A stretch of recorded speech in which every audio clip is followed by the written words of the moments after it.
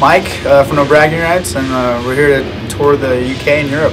My name's Christian from No Bragging Rights. I play guitar, and this is our first tour in Europe, and we're pretty excited to be here. And it's the first interview in Europe too. Martin Alcedo, he plays drums. Daniel Garrow, he plays guitar, and Ryan Warrell, he plays bass. I used to hate music because I thought all the music that existed was what my sister listened to, and that would annoy me. And then I started listening to stuff like Offspring, Bad Religion, old, punk bands from the 90s and 2000s, Suicide Machines. Then my friends were like, "Oh, you gotta check this band out, it's so heavy." Refused. I was like, blew my mind. I was like, "Whoa, what is this?" And that was kind of a stepping stone into heavier music like metal and bands like Rage Against the Machine. I don't know, like bands like that, just political bands that were the ones that really grabbed me. I thought they were pretty cool, Anti-Flag, and just kind of went from there. And we actually lived pretty close to each other, and I used to know of No Bragging Rights before I was in the band, and my old band used to play with them, and it's kind of cool. I don't know, I listen to like a lot of punk rock still. I don't have an iPod on this tour, so I just listen to whatever the other bands are jamming, and they're always jamming like club music. Yeah, it's like club, like dubstep, like all kinds of random stuff, and I'm just like sitting there like, all right, yeah.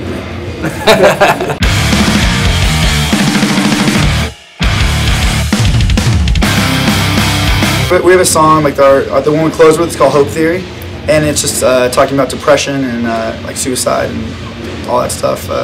That's like the big push is like keeping a positive outlook and believing that even though you're going through some shit, that it'll get better. And that's kind of like the premise, I guess, of the album. That things, with whatever it is, if you stick with something, it'll get better eventually. We've been touring nonstop since '07, and we've met a lot of people, and I feel like everyone that we know is going through something. You know what I mean? Like everybody's going through something, and it feels like. And I feel like I've had the same conversation with a lot of my friends, people I care about, and it just kind of came up from that.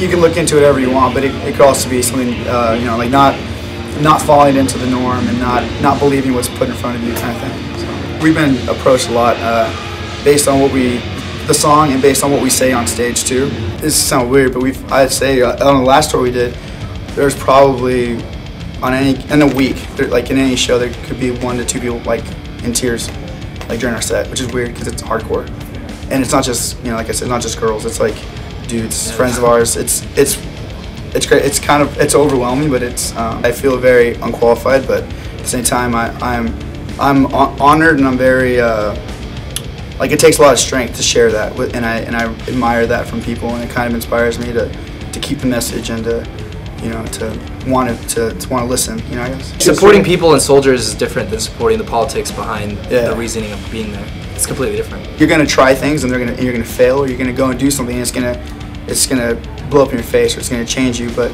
you have to keep moving forward. Just because something didn't work once doesn't mean I'm destined to not do it. No, like if that's what you want to do, keep trying it, keep going after it.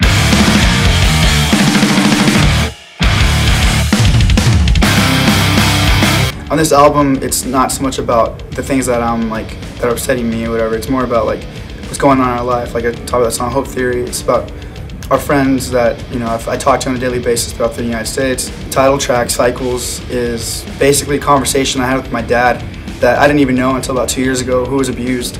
And he gave me a story, and what blows my mind about it is, like I said, I come from an awesome childhood. Like my dad is great, took really good care of me, and it was because he didn't want me or my brother to feel what he felt growing up. So I thought that was just amazing.